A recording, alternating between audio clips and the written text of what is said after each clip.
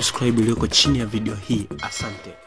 Letu la michezo tukizidi kukuangazia taarifa na habari mbalimbali ambazo zinajiri ndani lakini pia na nje ya Tanzania. Taarifa kubwa za kimichezo ambazo zimetufikia ni kuhusiana na majibu kutoka katika mahakama ya usuluhishi kimichezo duniani, yani CAS.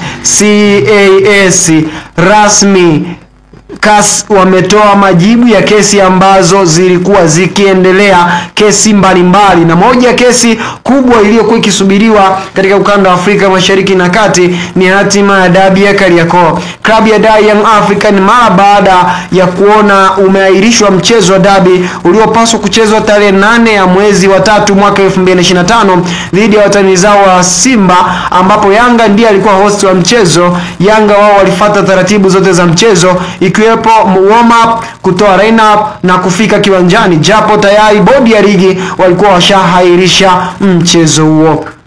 Yanga baada ya taarifa bodi ya ligi kwamba mchezo utapangiwa siku nyingine, Yanga nao wakawa wamesema hawatohusika na mchezo nambari 182 unaohusiana na wao na watani wa jadi, yani hawatocheza tena na klabu ya wekundu wa Simba katika michezo ya ligi kuu, kwamba wao hawatocheza tena na klabu ya Simba katika michezo ya ligi kuu, kwa sababu mchezo ambao walipaswa kucheza dhidi ya Simba ilikuwa ni tarehe 8 ya mwezi wa 3, na baada ya bodi ya ligi kuwalazimisha Yanga kwamba wakipangia mchezo mpya ni lazima wacheze moja kwa moja, sakata hilo wakalipeleka katika hiyo mahakama ya usuluhishi wa kimichezo kimataifa au kidunia, wanaitwa CAS. Sasa CAS wametoa majibu kuhusiana na kesi hilo lakini pia na sakata hilo. Nitaomba nipite kwa wadau mbalimbali ambao wamelielezea swala hilo na majibu jinsi yalivyokuwa. Yanga ameshindwa kesi hiyo. Mahakama ya usuluhishi CAS updates. Klabu ya Yanga Sports Club imeshinda kesi na CAS iliyofunguliwa dhidi ya TFF na bodi ya ligi na Simba Sports Club kuhusu kudai points 3 na mabao 3 kwa kuwa Simba waligomea dabi Machi 8, 2025. CAS imesema haina mamlaka ya kuzuia tarehe mpya ya dabi. Kwa nini imekuwa hivi? Tunarudi katika pointi za maana. Yanga Sports Club wakati wanakwenda kiwanjani tayari bodi ya ligi ishatangaza kuahirishwa kwa mchezo.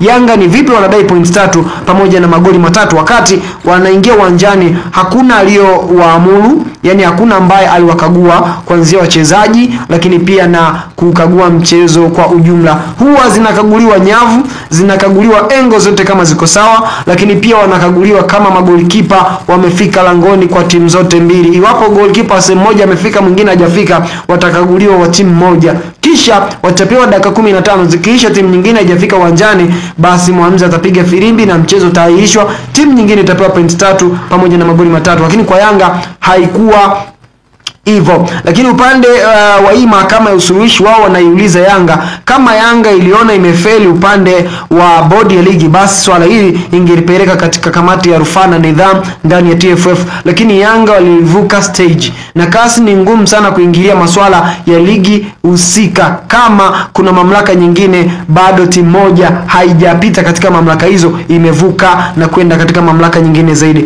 Ni sawasawa na kesi ya kuku kuipeleka katika mahakama kuu ya taifa wakati kuna mahakama za kata pamoja na mahakama za wilaya. Hiyo ndio jambo kubwa zaidi ninaloweza kulizungumzia.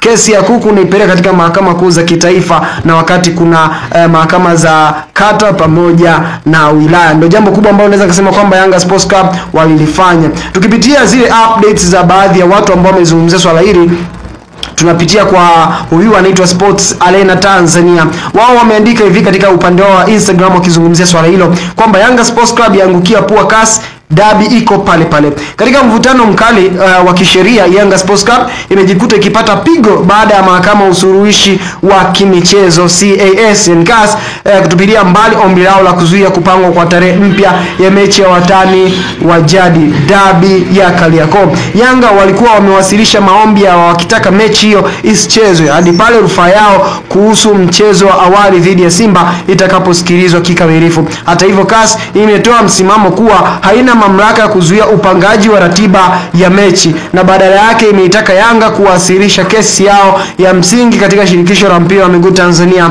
TFF. Pamoja na hilo, Yanga walikuwa pia wakiomba CAS iwape alama 3 na mabao 3 kutokana na mchezo wa awali waliodai Simba walikiuka kanuni, lakini mahakama hiyo haikukubaliana nao. Kwa sasa kifupi, dabi iko pale pale na mashabiki wakae mkao wa kula.